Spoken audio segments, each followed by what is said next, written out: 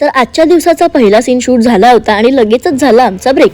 तर आम्ही निघालो आमच्या रूमकडे. पण येताना नोटीस नाही केलं, पण खूप सुंदर बाप्पाचं मंदिर इथे होतं आणि हळूहळू पाऊससुद्धा पडायला लागला होता. तर इथे पहिला माईक काढला आल्या आल्या आणि रिलॅक्स झालो. आम्ही तरी बसलो होतो, पण वैष्णवी पूर्ण उभी राहून वैतागली होती.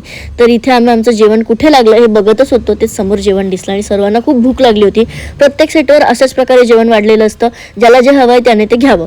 आणि प्लेट तयार करून आम्ही निघालो रूममध्ये. सर्वांनी ठरवलं एकत्र बसून छान गप्पा मारत जेवूया आणि आम्ही तसंच करत होतो. पण या आरची मॅडमचं काही लक्षच नव्हतं. तर सर्वांनी जेव्हा तिला ओरडलो तेव्हा तिचं लक्ष गेलं. आणि प्रत्येक सेटवरचा ना हा एक रूल असतो की आपली उष्टी ताटं आपणच बाहेर नेऊन ठेवायची. असो, तर जेवणानंतर ना फटाफट थोडासा टचअप केला, रीडिंग केली आपल्या स्क्रिप्टची आणि निघालो आम्ही सेटवरती. तर सेटवर जाऊन पटकन बघितलं तर डायरेक्टर सर ऑलरेडी सर्वांची रीडिंग घेत होते. आम्हालाच उशीर झाला. तर दुसरा सीन चालू होता, तोवर हिरोईनसोबत गप्पा मारल्या बसून. आणि जेव्हा दुसरे सीन चालू असतात ना तेव्हा पिन ड्रॉप सायलेन्स हवा असतो, फॅन वगैरे सगळं बंद. त्यामुळे खूप गरम होत होतं. सर्वांनाच सर्वच खूप वैतागले होते.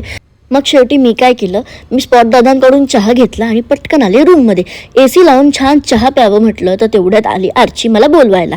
पण तिने मला निरोप न देता बाकी सगळं केलं आणि ती माझ्यासोबत टाइमपास करत बसली.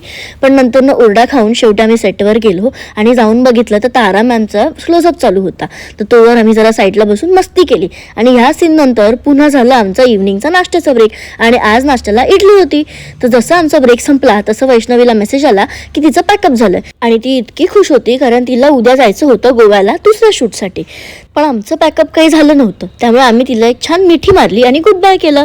तर वैष्णवी जात होती घरी आणि आम्ही आलो पुन्हा सेटवरती.